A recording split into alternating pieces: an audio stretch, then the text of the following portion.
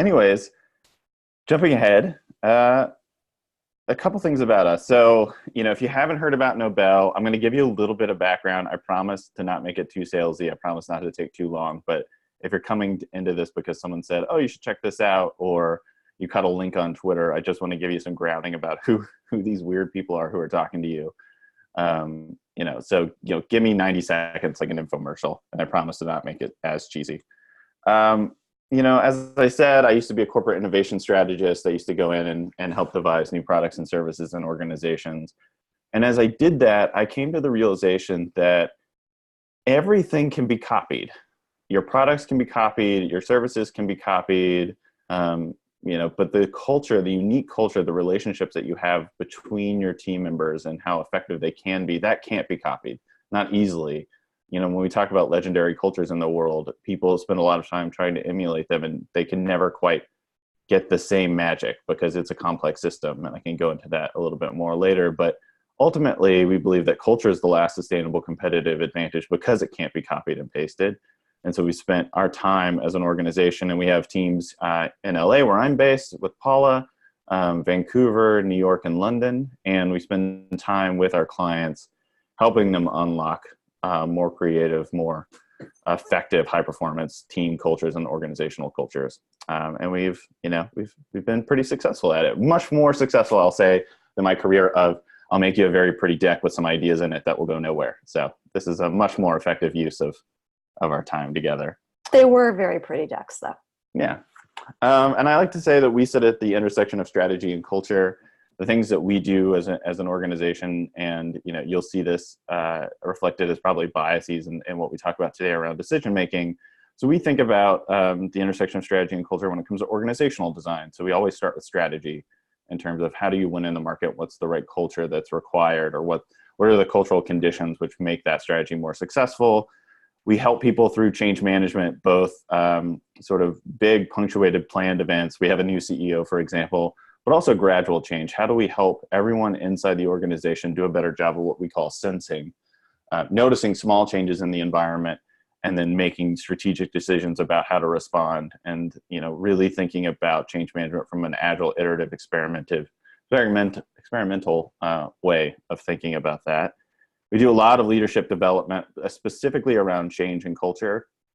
I think we find most leaders got into the position where they are because they're really good at their jobs, but they haven't had a lot of training in leading others and designing culture. So we always have to do quite a lot of level setting there. And then we're just obsessed with new ways of working. I mean, Paula, especially when she first joined the company, spent most of her time just researching high-performing teams and other companies to get a sense of what are their ways of working? How do they make decisions? So you'll see some of that today. And then, our job isn't to copy paste those into other environments, but to take what we can learn from them and get a sense of, where might, we learn from how Facebook does design reviews, for example, and how could we bring that into, a fashion brand, and what principles are important, and how can we shape that to better fit their culture? So that's the sort of things that we spend our time thinking about. How we get involved, really, really quickly. We do a lot of training programs. A leader will call us and say, hey, we need L&D for our teams. Just did a call about that right before this webinar. We do a lot of offsite design. So how do we take our leaders away, our middle managers away, and get them to one, strengthen bonds, and also to work together more effectively, do that. And then the primary use of our time is what we call embedded change, which is we're literally living on site with our clients 3, 6, 9 months a year, 1 to 2 days a week, doing active coaching and running active experiments through the company in terms of new ways of working and change. So this is a bit of a sales pitch, but I also want to be clear about our approach, that we live inside these environments. And so our recommendations are probably more evolutionary than revolutionary, because we spend time in these contexts. We understand that you have to meet people where they are. So when we talk about decision-making in a second, take it with a grain of salt that we are thinking about how do we meet teams where they are in the moment versus thinking totally 10 years out in terms of like brand new ways of thinking. We're thinking, what are the challenges that teams are facing today? What tools can we equip them with now? And then how do we progress them towards better levels of performance together? But that's one of our biases as an organization. All right, that's enough about us. Let's talk about decision making. So Our topic today is decision-making in team environments. So it's not just about you and your individual decision-making habits. It's how do you make decisions amongst a group of people? And of course, our goal is to make better decisions together, right? We want to use the collective intelligence and wisdom of a group effectively to make sound strategic decisions. So that's level setting for the topic today.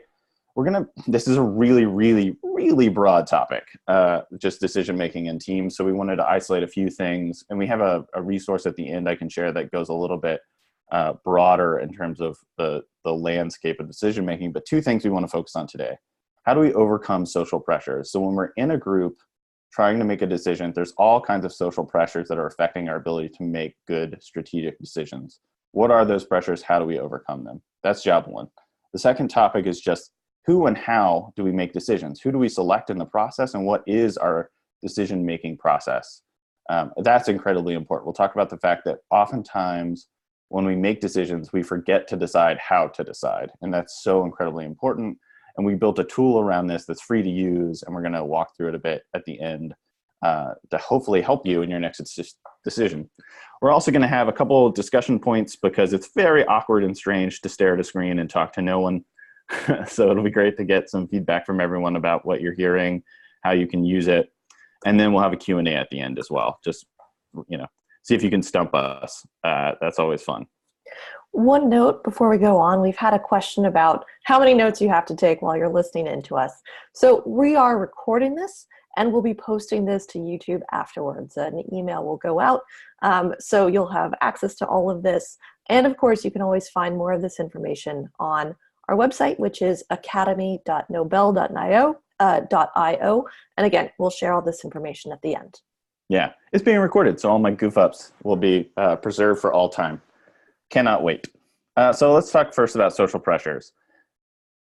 Deciding together can also mean being wrong together, which means when we're in a group, our biases can oftentimes multiply and compound to force us to make suboptimal decisions. So when we talk about we being smarter than me, we want to get all the great things out of making a decision together. We want when a diversity of perspectives inside an organization actually gives us better information and provides better insights and richer insights. We want others to help us see past our own biases and to help us frame the problem in different ways and to help us think about it creatively. We want that diversity of thought to result in a greater diversity of ideas and solutions, right? Like if we bring 10 different people into a room, we want 10 unique perspectives, and we don't want those perspectives to be limited by the other folks in the room. And this is, I think, really important as well, which is when we make decisions in a group, we really want to enhance our collective memory about what you've seen in other organizations, what you've seen historically in this organization, what you may have tried in one department versus another, so that we can enhance our ability to learn. So this is when, we're firing on all cylinders and teams are making great decisions together. But of course, this isn't always the case. And of course, The Simpsons have a clip for everything, and this is very germane to the topic. If I can click it. There we go. HK, this new Duff man is driving sales straight up. Turns out men like men who look worse than them selling them beer. Why did it take us 142 years to discover this? Because executives are incompetent, sir? Well, then why do I have so many? Studies show when a decision is made by a group, everyone feels more confident, even though the decision could be incredibly stupid. Is this true? Oh, yes, sir. Oh, yes. Can't argue with that. What do you guys think? Did I hear a no from section C72? No, that was a, whoa! Oh, give the whole lower bowl a raise.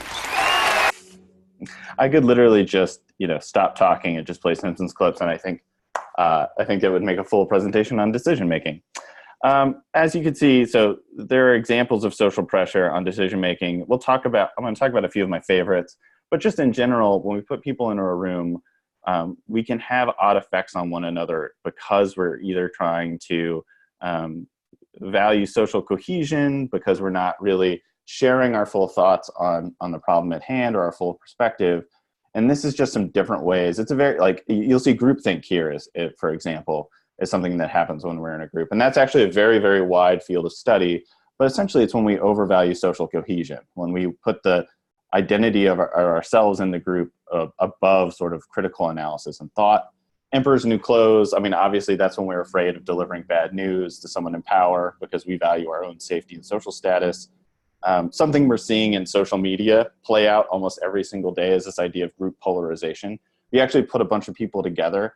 They can either become far more risky or far more conservative than they individually would be. And this might play out, for example, if you're in a group and say you're conservative and you know that this group is defined by conservative views, you, like trying to gain some status and popularity within the group, will espouse slightly more conservative values. So you'll stand out and the whole group will start to participate in the exact same way, and you'll get this cascade effect.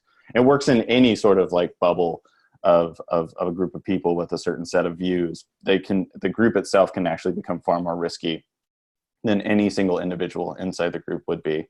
One of my favorite examples of poor group decision-making is called bike shedding. It's also the law of triviality. It comes from this example of a committee whose job it is to make decisions about the design of a nuclear power plant.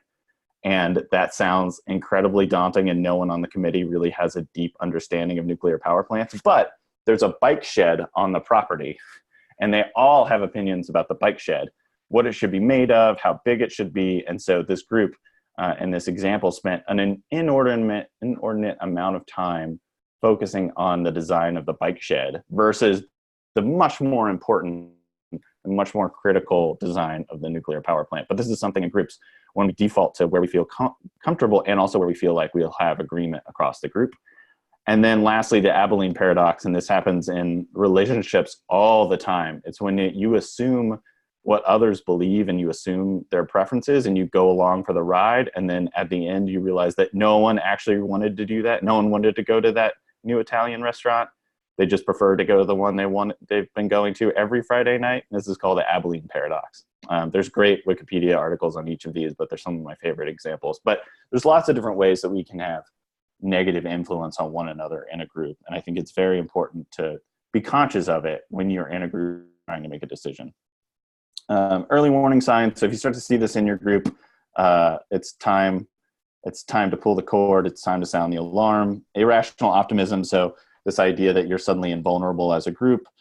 Unquestioned beliefs, especially around sort of like moral certitude and being morally right. I think we've seen this on tech platforms as well.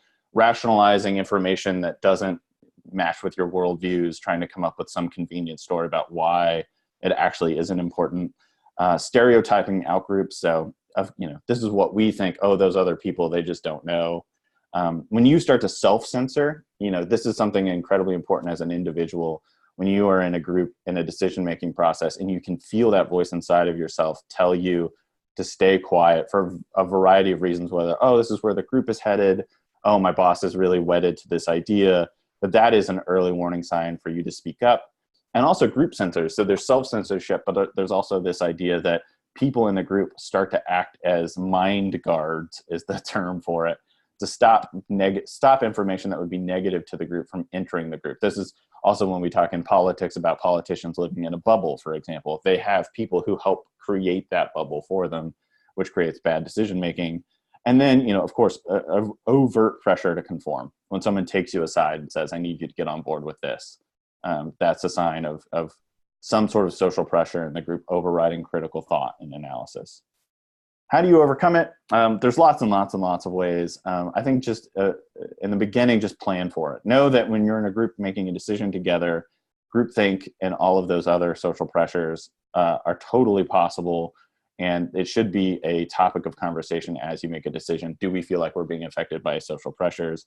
If you're the leader, there's a lot of literature that says that you should probably hang back, especially in the early stages of decision-making and problem formation, just so that you don't color everyone else's choices because they're trying to appease you. If you are the leader, I think it's important to encourage debate. Like, look for the people who are being quiet and see if you can invite them into the process. You can even do things like elect a devil's advocate. I think that's like Paula's favorite role in every decision we make as a group.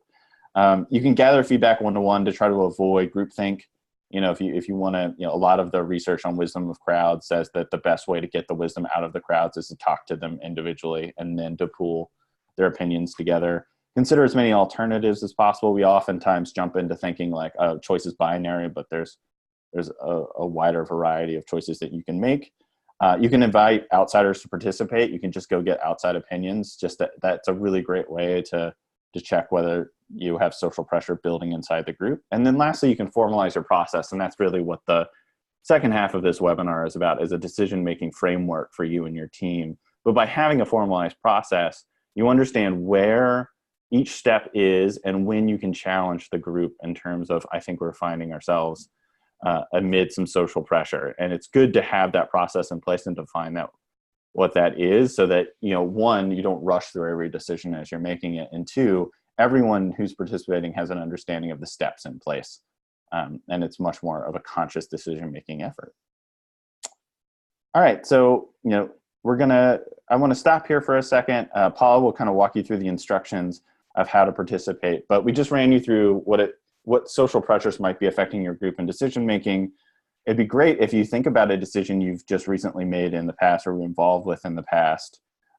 Think about, did a social pressure of any kind affect the decision? If yes, describe how. Tell us how. Please take a risk and tell us about your personal experience. And if you were to confront the decision today, what could you do to avoid making the same mistake? So Paula, take it over. Yeah. So what we're going to do is give you guys 30 seconds to a minute. 1 minute feels like an eternity on these webinars, but take a little bit of time to think about these questions. And then if anybody wants to, if you would like to volunteer and share your decision with the group, essentially, two ways you can do that. You can either type it in, just say like in the chat box, like, hey, I'd love to share, in which case I'll basically set it up so that you can speak to the group. Or the other way you can do it is you can raise your hand, and similarly I can then call on you and have you share it with the group. Again, this is going to be recorded. You're in an open room, so if you are going to share a decision which is sensitive, you might want to anonymize it a little bit. So I'll give everybody just a few seconds. And if you, like I said, if you'd like to share, you can either raise your hand or mention it in the chat box.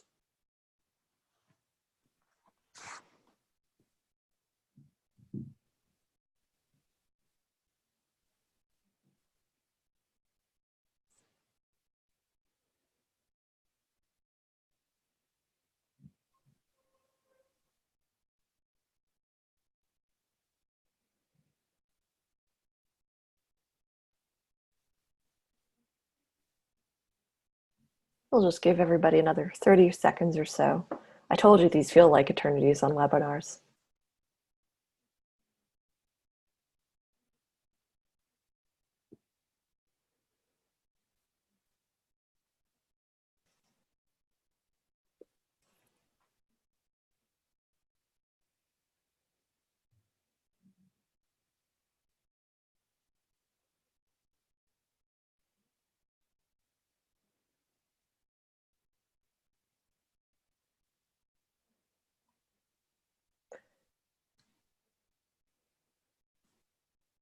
All right, so if anybody has a decision that they've made and they've reassessed it and they wanted to share it out with the group, then like I said, if you could identify yourself in the chat box or just by raising your hand.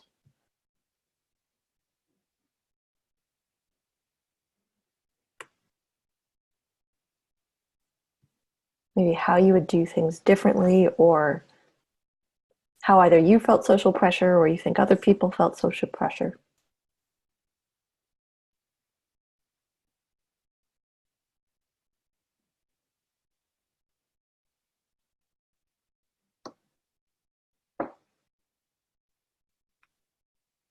We've got one from Sam.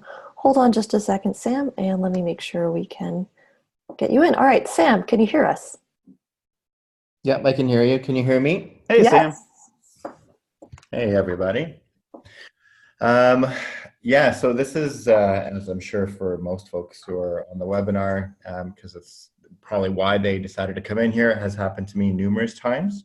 I'll use, as you said, a bit of an anonymized example, but not from the last two gigs that I've had, but from another gig in a government adjacent organization that handled a lot of innovation funding for the province and or state that I live in.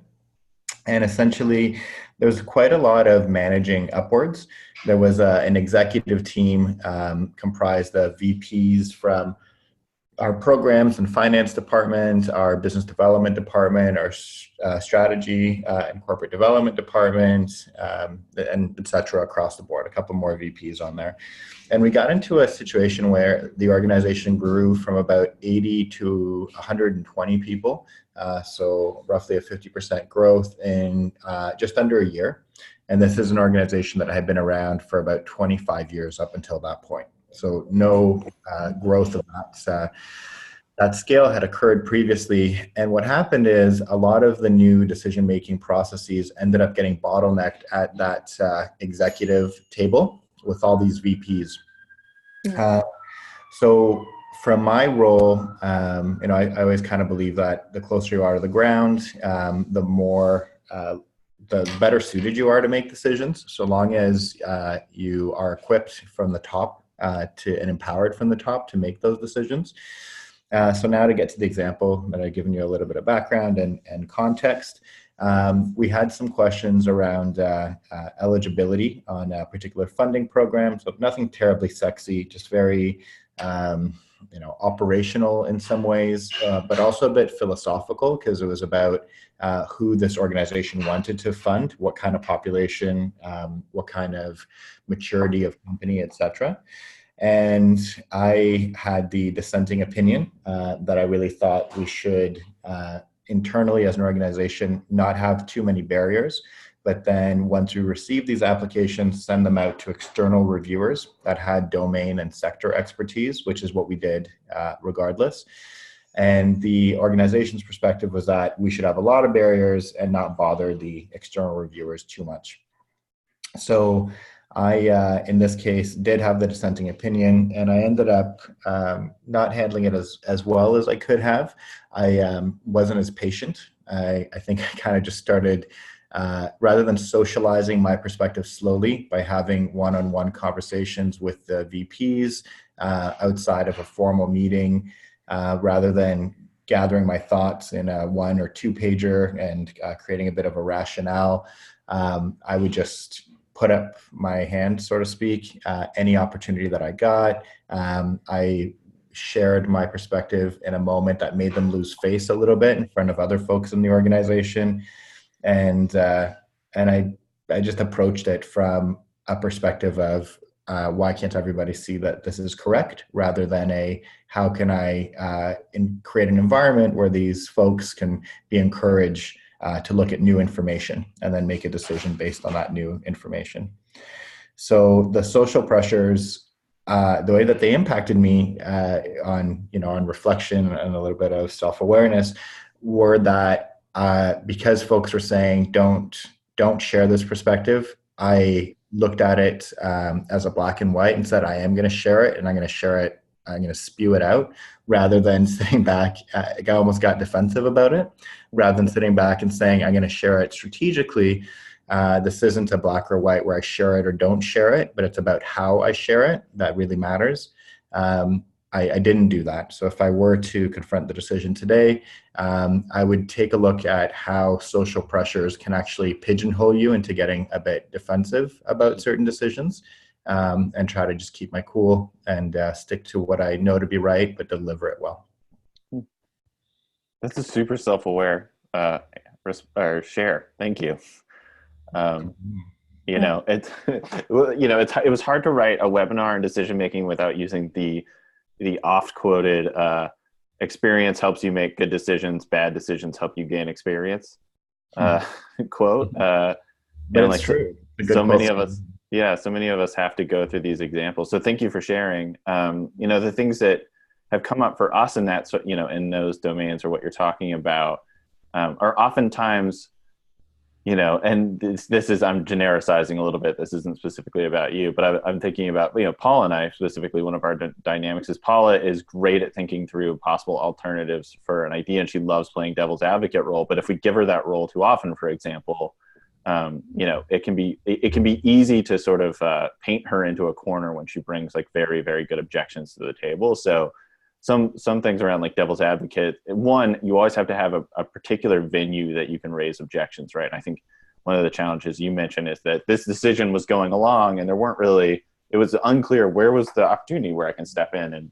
and provide, some feedback or some objections to this. It's really difficult to know where that venue is unless it's been specified. And the other is to almost randomize who can play devil's advocate too, so that it's not always reliant on the one person who's often the squeaky wheel, or the person who tends to be a bit more strategic sometimes. And then you constantly have to play that role, and it forces your colleagues to overgeneralize you in some ways. So we've seen that happen as well. All right. Well, thank you very much, Sam. That was great. Cool. Well, we'll move on. Second part, selecting the who and how. And again, we're going to have another discussion in the Q&A. So if you had a great example, we'll come back to you. So I think, a realization that we had when we were thinking about decision making, we nerded out on this about a year ago because we were working with several teams that were scaling organizations. So they were like startups who were going from like seed to Series A to Series B and growing really quickly, and also teams inside large organizations that were growing quickly and really struggling with decision making. And as we looked into the science of this, and as we started to think about the context of where these teams found themselves, we realized that they were skipping a step. And so we talk about a lot now at Nobel about before we can decide, we should decide on how to decide. And this is especially important for newer teams who don't have norms around decision making yet. So even at Nobel, like we have a global board that's made up of our people who lead each of our locations, and we're always adding new locations, and that team is relatively new in terms of how they make decisions together. And so it's really important for us as a board. We're very conscious of deciding how to decide, and how to decide means the people and the decision and the process for making the decision as well.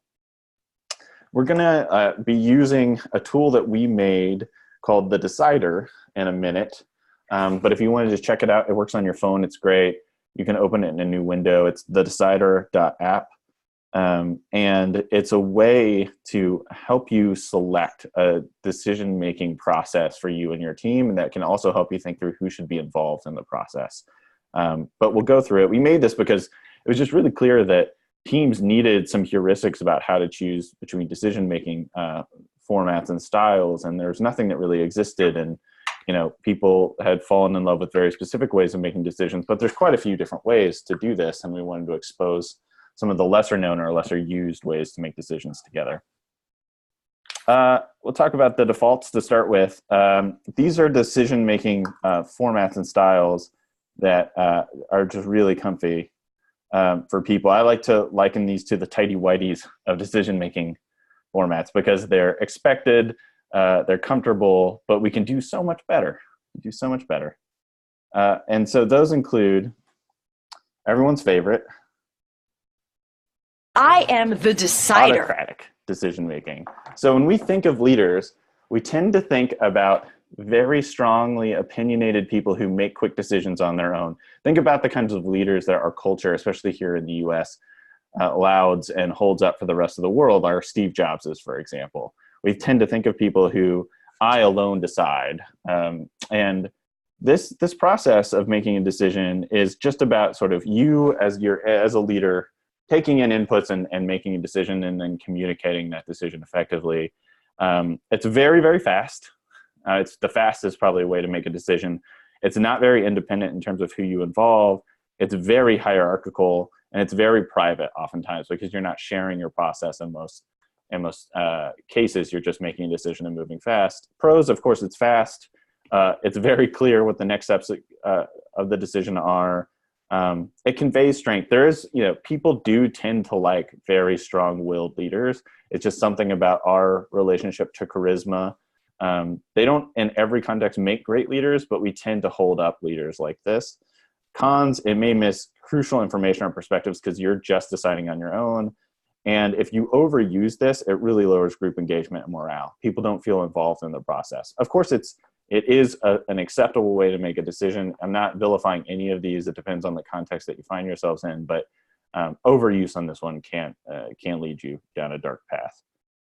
The other thing that teams use a lot is consensus, right? And this is when everyone must agree. This is when everyone in a group is given the ability to mold a solution and come to agreement on it. It's very collaborative. It's very egalitarian. It's very transparent because you're involving everyone. It just can be slow, very slow to make decisions. What we often see, especially for the startups that we work with, is that they made a lot of decisions early on by consensus because they were a very small company, and it was easy to get everyone in a room and say, I think we should paint the walls pink. Everyone cool with that? Let's go. But as you grew and now you're 1,000 people or 10,000 people, getting everyone in that room is just impossible, and the process would be so incredibly slow. And so, pros, it satisfies, all constituents. It fosters strong groups. It equalizes the distribution of power. So this is like the opposite of autocracy, and that people feel involved in the process. Because they were involved in it, they feel very committed to implement the decision. Again, it can take forever, though, as a con. It's nearly impossible for groups with low trust or competing interests, though, to participate in a decision-making style. Like, you really have to have trust. Or you start to fall prey to some of that social pressure we talked about before. If you don't have trust, if you have competing interests, this is when it can really take hold. Again, as the group gets bigger, this gets harder. And, ultimately, a consensus-made decision isn't necessarily the right decision, right? It's involved in most people, but it's not necessarily the most optimal solution. And I think you have to trade horses for that a little bit when you're making a consensus decision. I'm going to get everyone involved and engaged. It might not be the best possible solution, but I have to be okay with that. And these two, autocracy and consensus, as an organization or a team scales, they tend to either fall back into one or the other. These become very, very safe positions in terms of I either throw it out for everyone to decide on, or I alone make the decision. And there's just so many different ways that you can make a decision together that you really should question if you find yourself only using these two different formats for making decisions together.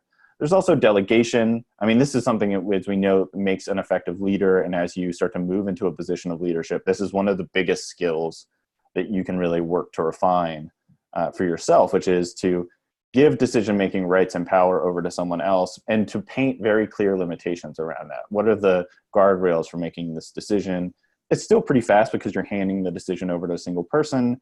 It's fairly independent. It's still a bit hierarchical because you're usually giving this decision over to someone in authority who has some kind of context, greater context about a problem than everyone else.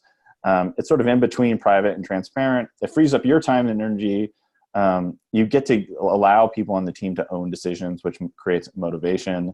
When you hand off a decision, though, there is, especially when you're a new leader, and we see this all the time, there is an underestimation about how much time you still need to spend with that person, especially if it's the first time you're delegating authority to them, to spend time with them to help them understand the process, help them think through their own mental process for arriving at the decision. And then you also have to be totally okay that they won't make the decision that you would have made. So often this is a very junior leader mistake of delegating a decision, someone coming back to you with the solution, and your first response is, well, that's not how I would do it. You have to be okay with that and by delegating, and you have to work with them to understand. It's even okay once you've developed a rapport with that person to say, that's not the solution I might have arrived at, but it's your decision to make. Right? That's okay once you've built that rapport. But if you're just delegating for the first time, that can just take all of the motivation and empowerment out of them that you try to give to them. Consultative. So this is the process of going to people one at a time. It's not consensus in the fact that you're not convening a group of people together and they're all shaping the proposal. You're just going to people one at a time and saying, I'm thinking about painting all the walls in the office pink. What do you think? This tends to be used most often when there is private information that's being shared, when it's not public knowledge yet of we're thinking about acquiring this company, for example, or we need to let go of a department. This is when you tend to be more controlling with information. It still yields additional perspectives beyond your own. It helps you gauge how the decision will play out because you're testing the decision in very safe rooms with people. It also allows you to have access to their knowledge, which is helpful. And it can become a bit of an influencing strategy. I mean, we see leaders use this all the time. I'm going to go talk to people one-on-one, and this will also help me sort of incept them to the decision. Cons, you can only consult so many people. So when people don't feel that they've had that special one-on-one treatment, they can feel excluded and unimportant. And because you're using it oftentimes for influence, it looks and sounds like politicking inside an organization.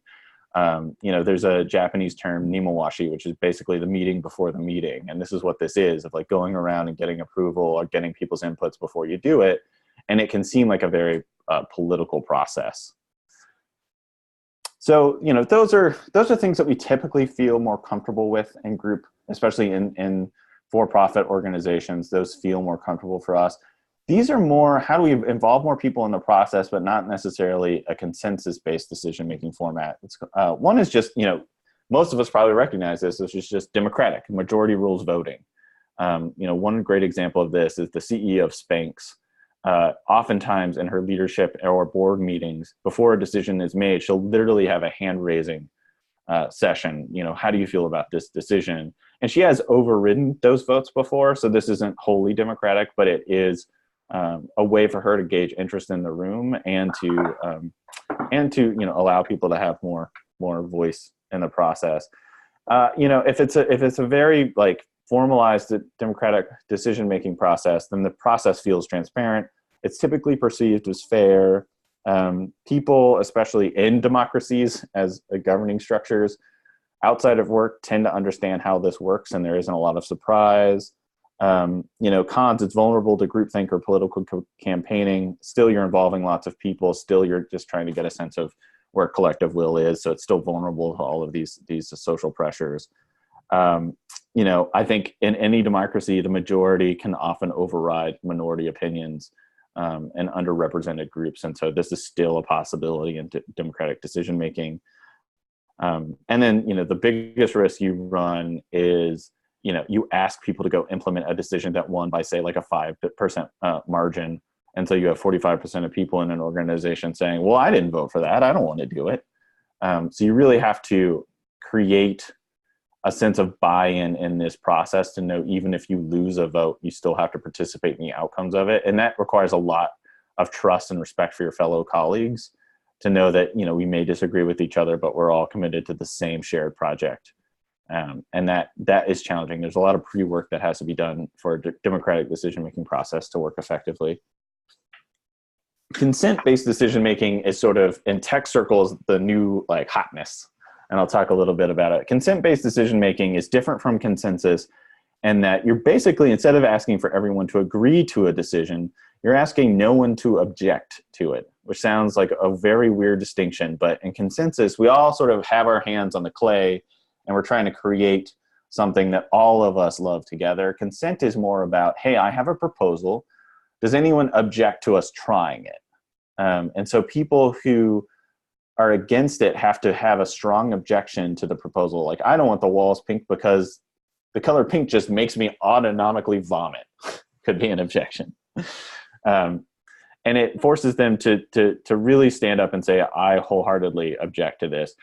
This has some history in sort of the Quaker tradition, actually. This was a big dimension of sociocratic movements. So, how do we work in large scale, oftentimes grassroots political movements? How do we make decisions with large groups of people? There's a teaming methodology called holacracy that's kind of taken off in some tech circles that has borrowed this from sociocracy. It's a way of making quicker decisions in a group. The thing that why tech companies love consent is that it moves really fast. You should, if you're interested in this, definitely check out the Decider.app because it's a very involved decision-making process. The actual process to get this done is highly regimented. And so a lot of you need to understand the process before you can really try this. But it is a very fast way to make decisions together. It's fast and consultative. It forces you, if someone has an objective, the goal is to get to a safe to try. This is kind of a catchphrase in consent decision-making. gets you to an iterative place. Like, okay, let's not paint the entire office pink. Let's try the break room, for example. Is that safe to try? It doesn't require full agreement across a group, which could take forever. That's why it's faster. And because the consent, what is good about the consent process is there's a key step, which is objections. And it really creates a venue for people to disagree and to raise objections. And that's what's missing from a lot of other decision-making formats, is that there is no exact moment where I can raise my hand and say, okay, I want to stop the car for a second and have a discussion. The cons is, I've seen teams, this is, once you see this occur a few hundred times, you can see teams who become addicted to the speed of this decision-making framework, and that can rush them to suboptimal solutions because they start to think that speed is the necessary or the most important value of this decision-making process. It's actually not. It's about gaining collective wisdom from the group. It's a very formalized process, so you should check out the website. It's very structured in terms of how you make decisions, and for some people that can feel like reading the rules of a board game for hours before you can play the board game. Is how some people respond to it. It can ignore team cohesion because it's not really looking for agreement. It's looking for any sign of an objection. So it doesn't really care about team cohesion. So I see a lot of teams use consent-based decision-making and then have to spend time together repairing relationships afterwards. And it's also not great it can be very actually harmful to wide impacting decisions. So, it's easy to say, you can get into this rhythm, it becomes addicting in terms of the speed of it. And then suddenly you're like, well, I think we should move to the building across the street. And you can fall into a process that feels very good to you and very fast, but that's a very big, wide reaching, impactful decision that you should probably spend more time on and use something like consensus to reach, to get people's input, to get their motivation versus using something like this. This is good at sort of like safe fail decision making that you have to make quickly with your teams. It's a way to get you past blockages. It's a way to get you to try something like an MVP of a solution very quickly, but it's not good at sort of like big, wide, risky decisions. Andrea added a great point, this idea that people who dissent in the core protocols, you must offer an improvement, right? Like, so what our guidance is on this is you can't just say, well, I don't like it, right? That's an easy way to say that you object. But we usually counsel teams to object for a reason that will actually harm the business, right? They have to point out like why they think will actively negatively impact the business. And so do try and give people some guidance when they are objecting, and not just because they personally it doesn't appeal to them. So I think thank you for bringing that up, Andrea. So another way is, of course, making them come up with, okay, well, if you don't like it, what do you think is a better solution? Which is really hard though for some people. I'll be honest with you. We have some folks at Nobel who are like leaps and bounds smarter than me, but a decision-making process that puts you on the spot to come up with a solution in 2 minutes because you have an objection is just not how their brains work, and they need more contemplative time. And I've definitely seen teams rush through the decision when there was someone in the room that I know has a brilliant way to approach it, but they need more time, and the format and venue of itself is harming the collective intelligence of the group. So you also have to start, you should experiment with this. If this is wholly new to you, you're like, why are they spending so much time on it? It's because more and more teams are adopting this because it is so good at speed and creating formal venues for decision making. It does a lot of things well, but at the same time, there's a lot of unintended consequences of this. I say go try it, but then have a discussion as a team if it really fits your culture, if it really fits what you need at the moment, and then adapt it to your culture and adapt it to your process in some ways to make it feel more natural, to alleviate some challenges you might have on the team in terms of cognitive styles. And then there's like two last decision-making formats that don't get enough love, if I'm honest, and like kind of get looked down on, and I love them both, and I call them the dark horses. One is it's just avoiding a decision, saying, let's just wait and see. So many times, especially in the consulting field, we see leaders do this of like, oh, let's put that decision off. And people think, because we love charismatic, strong-willed, fast-moving decisions from our leaders. But this is oftentimes the smartest decision, especially if you're in an environment where the risk of making the wrong decision is much higher than the reward, and conditions around the team are highly uncertain. It is totally okay to wait and see. And sort of agile software development, which I'm sure folks on the webinar are probably smarter than me about this. There's a lot of wisdom in that field around not making decisions until you absolutely have to, because you need more time to collect information. You're not really sure if you need to make the decision yet. You're not really sure of all the conditions of that decision until it really is clear. So being avoidant of a decision is not necessarily a bad thing. It saves you time and energy. It keeps your options open. It retains your focus on current priorities. Again, it's a little into bike shedding. You can sometimes become so obsessed with a future decision because it's a very convenient or simple, or I know a lot about that. And you can spend so much time on it when you have current priorities that really need your attention. Cons, the situation may change suddenly, leaving you in a vulnerable position, right? If you're like, let's not say, if you're still saying, let's wait and see about the internet on the impact of your business, that might be a problem. Things may have changed around you, and you should respond to it. Overuse harms relationships and conveys weak leadership. We've definitely worked with a leader before who put off every single decision on the table, and ultimately it created a perception among her team that she wasn't equipped to make these decisions. And that's just, again, we love charismatic, strong-willed leaders, and so when we see behavior that doesn't look like that, we oftentimes can penalize people. And again, it can risk becoming a habit, which can turn into really bad practices across an entire culture. So you have to be careful about how you use this one, but there are definitely great times to just say, let's wait and see.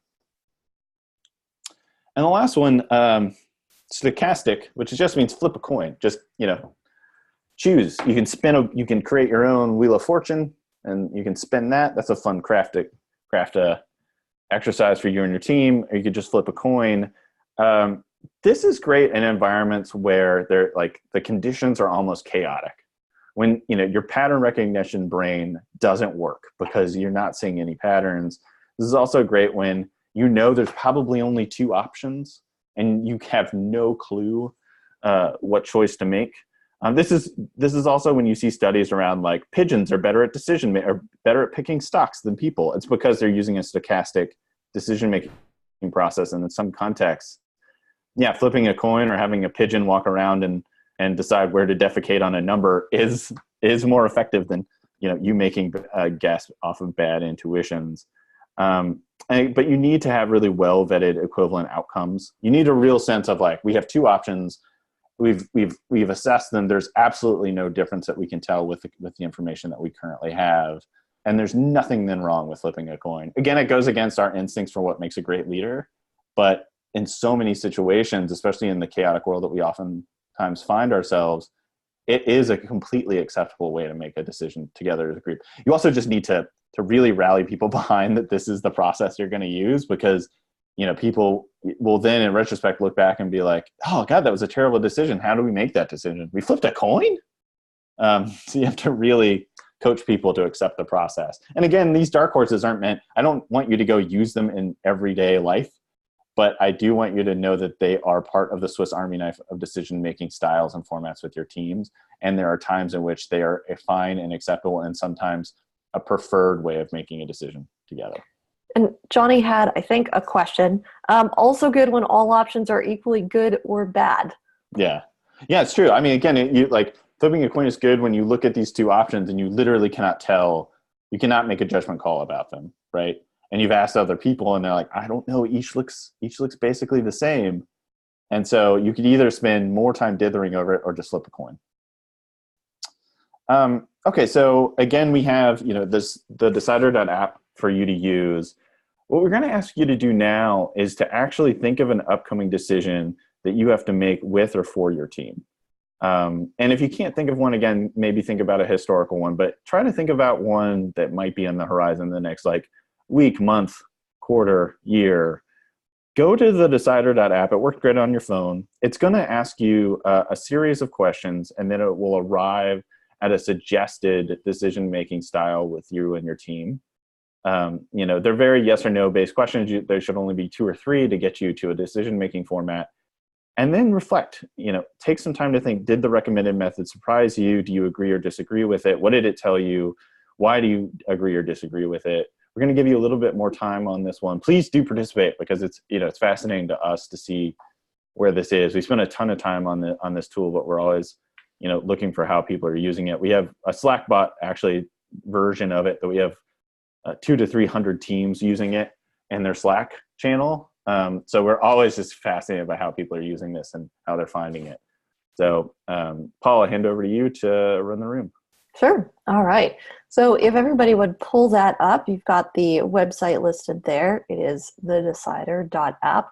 And it's really just a really quick quiz. It's, I think, maybe 4 to 5 questions, depending on how you answer. So go ahead, use it to make an upcoming decision, but don't go anywhere. I'm going to ask you to share. We'll get maybe 1 or 2 people, time allowing. Again, raise your hand and or type in the chat box, and I'll call on you. You can tell us, was it a surprise? Do you agree or disagree? What did you find surprising about the experience?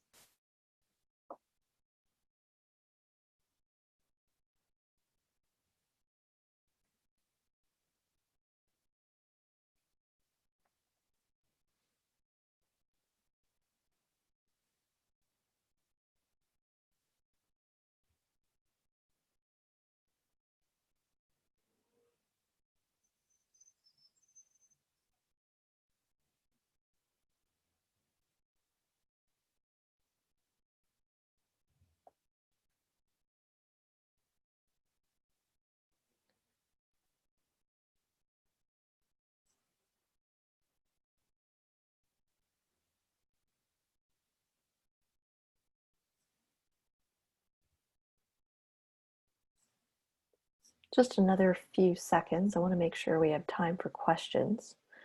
So if you've gotten a result from using the Decider and you want to share, and you either agree or disagree or found it surprising, raise your hand or type in the chat box.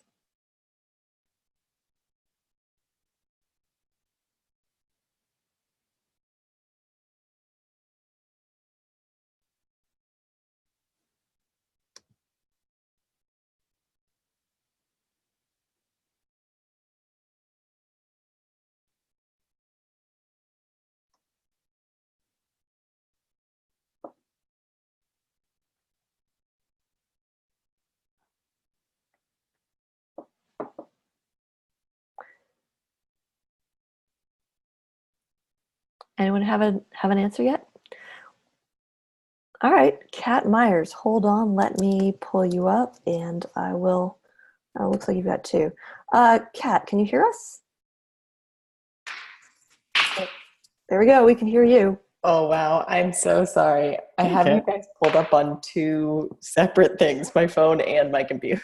Don't worry about it. It's all good. So yeah, tell us about maybe generically the decision that you were trying to make, and then why you were surprised. Yeah. So the decision that we're trying to make is generically around hiring.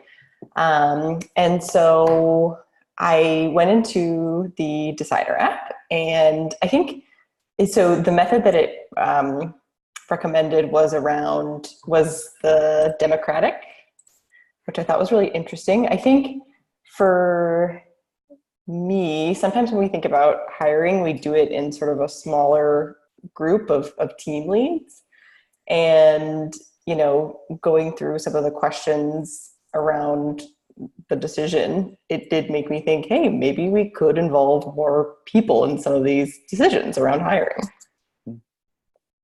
Yeah, that's really fascinating. It actually, well, one, hey, Kat, good to see you. Oh my gosh, hello. How are you? Hold on, I can't make my video go, but it's good to see you.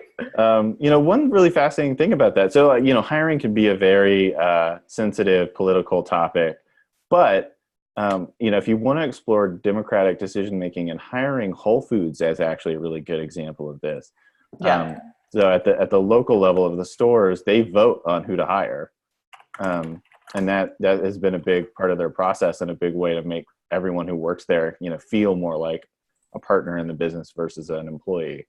And it could be, again, for this kind of stuff too, we're always about like could you pilot that in some way with a small cohort of hires and see how people feel about that, and and compare that with your typical process. But it could be an interesting thing to try. Totally. Thanks very much, Kat. Thank you. Yeah. All right. Just I know we're almost over time, and I'm happy to hang out for a little bit longer to answer questions. I think the last things I want to leave you with, if you want to go deeper, we have an article on the Academy. If you visit academy.nobel.io, you search epics. Again, I said this is a really broad topic that we decided to tackle on this webinar. We honed in on 2 very specific things. This goes a bit broader in terms of giving a broader framework for how do you make decisions, some steps that we did not include here, and some great ideas that are different models that aren't even included in some of the things we talked about. So there's more there. It's good. It's great. If you're not a subscriber already, go do that. Give us your email. I promise we'll use it well. And I promise that anytime you hear from us, it'll be as useful as we can possibly make it. It's also how you'll find out about future webinars. Yeah. And the last thing, about us, and something I'll say now is hopefully you learned something. I also saw a ton of cool comments in the chat. Someone was mentioning ritual descent. Super smart. Check out the comments in the chat too. Really smart people always join us on these. But hopefully now you have a little bit more information and power about group decision making. Go use that power wisely. Go be a force for good decision making in your groups. Tell more people about it.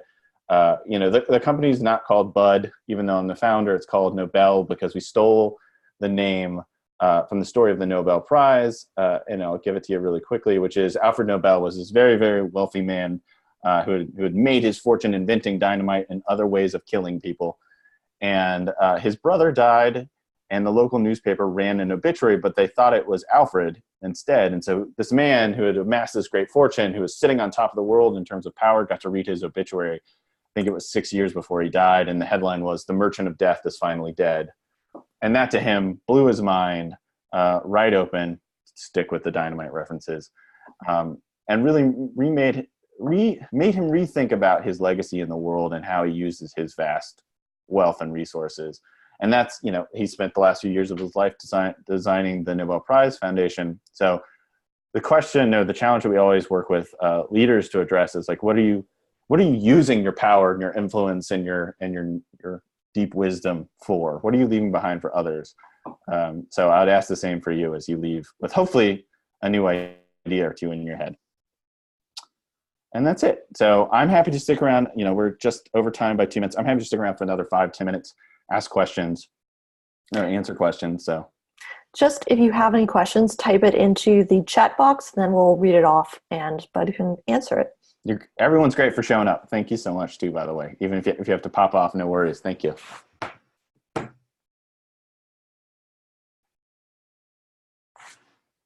right, let's see. Yeah. Any questions, feel free to add it to the chat box. Otherwise, like I said, you can always reach out to us at heart@nobl.io. And don't forget to subscribe to our newsletter, check out the Academy. That's where we post this and all other information.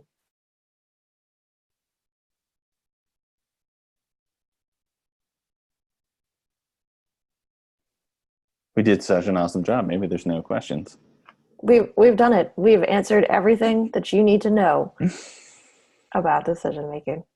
I hope not. I still feel like a complete amateur at times, actually making decisions with a group of people. So happy to share some of that.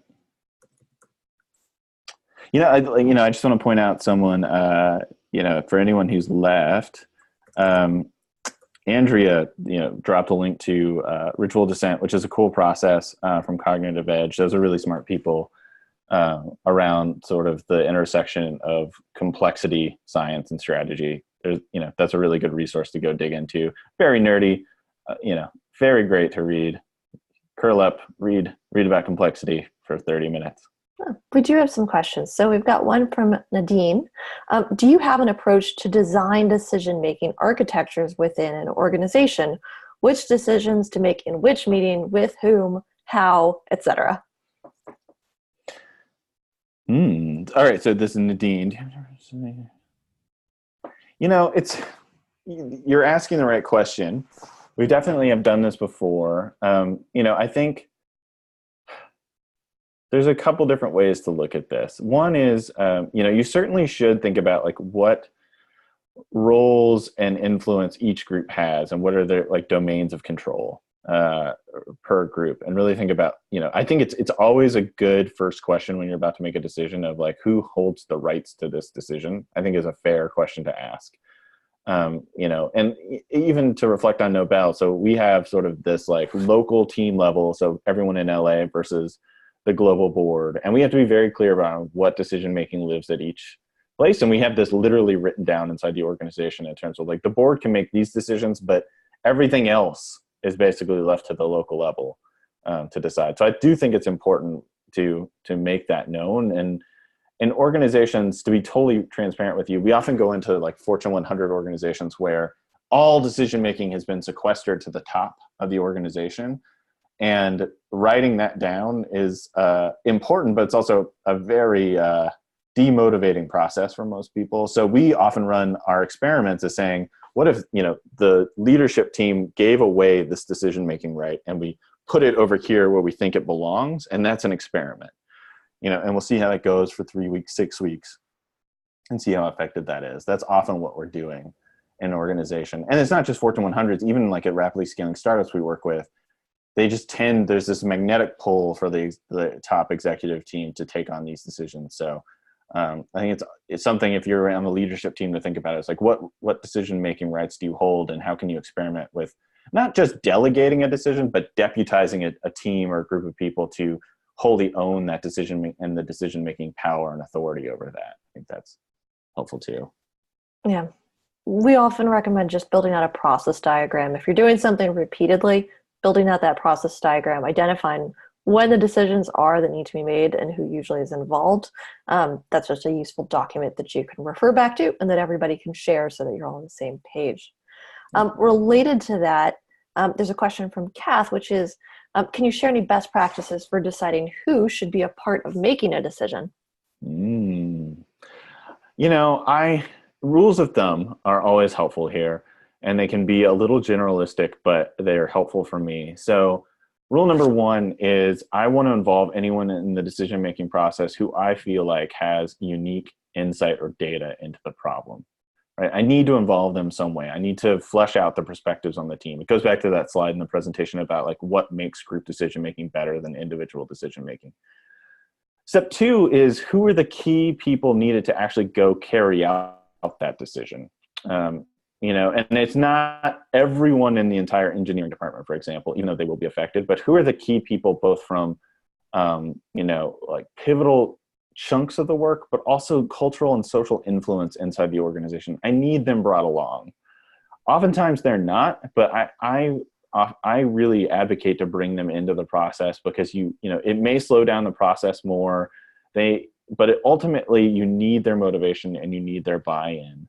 And you should, if you're bringing them into a process, so someone who's, going to carry out the work, but hasn't necessarily to this point had a lot of roles in this decision-making process, also just be clear to them that like you want their input, but at the end of the day, they may get overridden and they need to be okay with it. But for the sake of, a business objective or a need inside the organization, that's totally okay. And yeah, I guess that's my last point about this too, is like, if you are inviting people in who haven't necessarily been a part of it before, just be clear on their role and what you want from them. I think most people will find that effective just because they've been involved in the process and it's clear how they're being involved. So those are my two rules of thumb for people. Great. So the last question is from Natalia. How have you seen Natalia.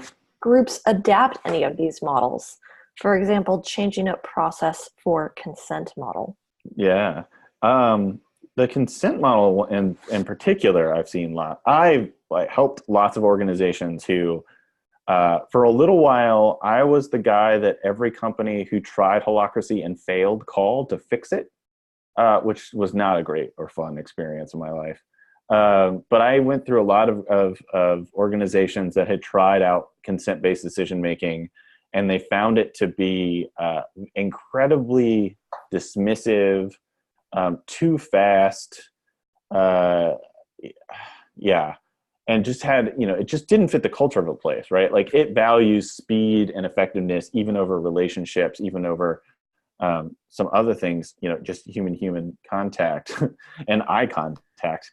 And so what we did is we experimented with like slowing down the process in some ways. So instead of doing consent in a room, let's initiate it on Slack, and there's a 72-hour process for it. And by the time you get in a room, it's more of a brainstorm to try to find that middle safe to fail solution after people have objected, right? So it gives people enough time. And then when you do show up in a venue, it's like, okay, we've got these 3 objections. Let's all work together to try to form something that we feel is safe to try. So it's not quite consensus, but it's very careful about how we use people in the room. I think, democratic voting, again, like I think the Spanx CEO has taken that idea and has also added to it that, there may be times that she has to override that process, and she's really clear with that. So it's slightly augmented in that way.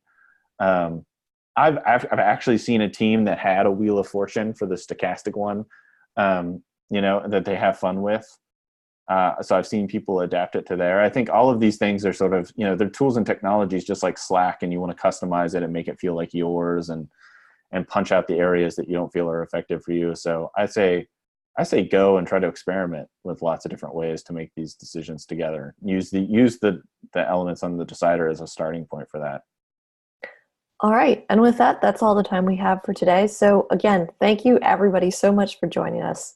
We really enjoyed spending time with you and talking a little bit about how you can make better decisions as a team. Like I said, if you have any follow-up questions, feel free to reach out. You can always find us at nobel.io. See ya. Bye, everyone.